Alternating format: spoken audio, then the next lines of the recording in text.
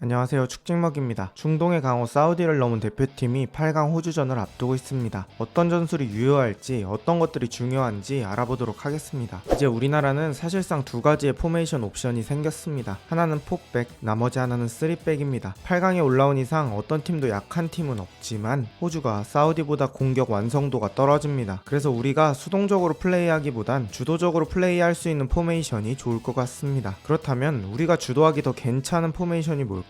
맞습니다. 포백 기반의 포메이션이 아무래도 주도하기 좋은 포메이션입니다. 지난 경기와 클린스만의 교체를 봤을 때 포백 기반의 포메이션으로 플레이를 한다고 하면 정승영, 김영건, 김민재 중 두 선수를 선발로 기용할 가능성이 높습니다. 근데 저번 경기에선 정승현을 먼저 교체아웃 시킨 걸로 보아 김영건과 김민재의 선발 가능성이 높아 보입니다. 왼발 센터백이 이점이 있으므로 저도 김영건이 더 좋아 보입니다. 풀백은 서령우, 김태환이 가장 유력해 보입니다. 미드필더 조합도 클린스만은 이젠 박용우가 아닌 이재성, 황인범 조합을 선호하는 것으로 보입니다. 공격은 황희찬, 이강인, 손흥민, 조규성 의 가능성이 높습니다. 만약에 손흥민 원톱을 사용한다면 이재성을 앞쪽으로 배치하고 박용우나 박진섭을 기용할 수도 있겠죠. 만약에 이 포메이션을 사용한다면 이재성이라는 존재 덕분에 공수 밸런스를 더 챙길 수 있는 포메이션이 되겠죠. 이처럼 우리나라는 원톱이 손흥민이냐 조규성이냐에 따라 팀 자체의 컨셉이 달라집니다. 그리고 저는 호주를 상대한 선발 라인업으로는 지금 보여드리는 손흥민 원톱 기반 라인업이 더 좋다고 생각합니다. 이제부터 그 이유를 설명드려 보도록 하겠습니다. 지난 조별리그 B조 최종전 호주와 우즈베키스탄의 경기입니다. 호주는 조별리그를 2승 1무로 통과했지만 그중 우즈벡에게 가장 고전했습니다. 특히 센터백이 뒷공간 노출 문제를 많이 발생시켰죠. 수비 라인이 순간적으로 라인을 일자로 만들지 못하면서 센터백의 롱킥 한 방에 호주의 뒷공간이 무너집니다. 그리고 제가 여기서 주의 깊게 봤던 장면은 최종 수비 라인의 리커버리 속도입니다. 쉽게 말하면 뚫렸을 때 따라오는 속도인데 그 속도가 상당히 느렸습니다. 지금 장면에서 공을 잡은 선수가 손흥민과 조규성 둘 중에 누구일 때 효과적일까요? 아무래도 소속팀 토트넘에서부터 이런 상황에 익숙한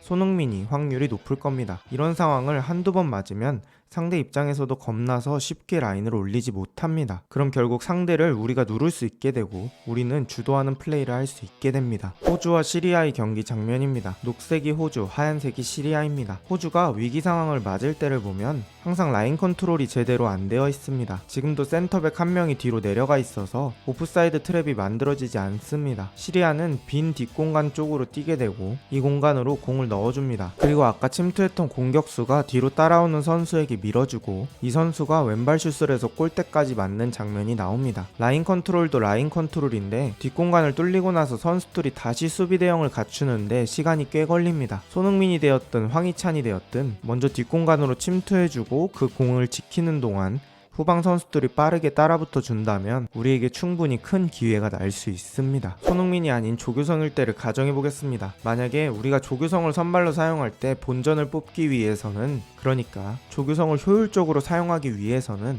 아무래도 조규성의 높이를 활용해야 할 겁니다. 하지만 호주의 센터백들의 피지컬로 봤을 때 높이 싸움이 쉽지는 않아 보입니다. 주전 센터백을 해리 수타와 카이 롤스로 볼 수 있는데 185인 카이 롤스도 작지 않은 키고 해리스타는 프로필상 키가 2m입니다. 조규성도 189 정도이므로 제공권이 좋은 편이지만 굳이 저 센터백 듀오를 상대로 높이 싸움을 거는 건 좋은 방법은 아닐 것 같습니다. 조규성을 사용하고 싶다면 지난 사우디전처럼 후반에 사용하는 게 어떨까 싶습니다. 그리고 해리스타가 2m의 거구라 달리기 속도는 둘째치고 순간적인 민첩성이 물리적으로 빠를 수가 없습니다. 손흥민이 헛다리나 스텝으로 속도가 붙은 상황에서 밸런스 흔들고 1대1 시도하면 유리한 상황으로 갈 수 있습니다.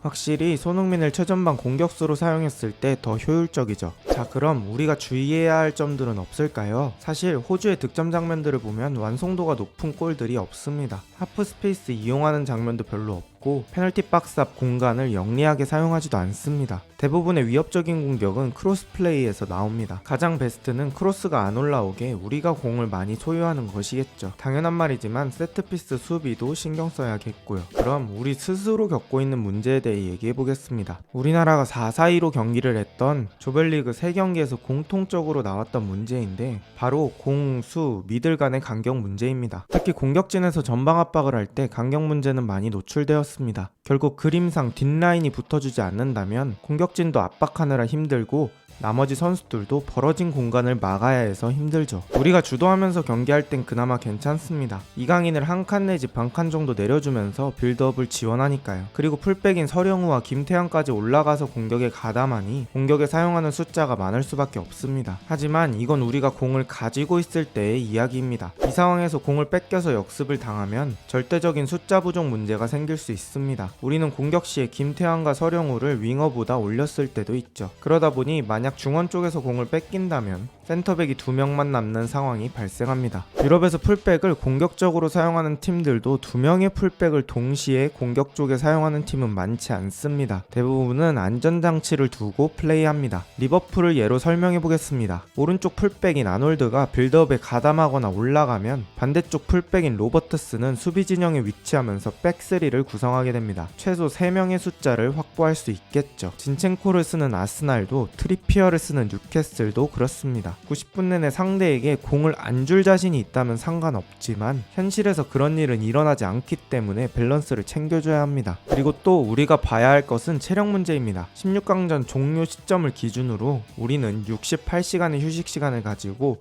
호주는 118시간의 휴식 시간을 가집니다. 절대적인 시간만 비교했을 때는 약 50시간 정도의 차이가 납니다. 여기서 중요한 건 호주의 시간이 많은 것보다는 우리가 쉬는 시간이 너무 적다는 게 문제겠죠. 당연한 얘기겠지만 우리 팀 핵심 선수들의 출전 시간이 너무 많습니다. 손흥민과 이강인은 1분도 쉬지 못했습니다. 소파스코어 기준으로 평균 98분씩 뛰었습니다. 서령우도 말레이시아전 15분 쉰 거 빼고는 풀타임으로 출전했고 손흥민, 이강인과 큰 차이가 없습니다. 김민재 역시 평균 90분이 넘습니다. 체력 문제는 경기 초반보다 후반으로 갈수록 고개를 내밉니다. 결정적인 찬스에서 실수를 하는 건 그 선수의 기술적인 문제도 있겠지만 체력 부족으로 인한 집중력 부재로 인한 것도 많습니다. 하지만 이 문제는 사실 어떻게 해결할 방법이 없습니다. 선수들이 그저 안 다치고 잘 버텨주길 바랄 뿐입니다. 이제 3경기만 이기면 우승입니다. 물론 아직은 우승을 얘기하기 이른 단계입니다. 하지만 한 경기씩 차분하게 준비해서 이겨나간다면 어느새 우리가 원하는 목표에 도달해 있을 거라고 믿어 의심치 않습니다. 진부한 말이지만 강한 팀이 이기는 게 아니고 이기는 팀이 강한 겁니다. 호주전도 물론 쉽지는 않겠지만 저번 경기처럼 끝까지 포기하지 않는다면 충분히 좋은 결과가 있을 거라고 믿습니다. 오늘 영상은 여기까지입니다. 비슷한 영상이 궁금하시다면 구독 한 번씩 부탁드립니다. 좋은 하루 되세요.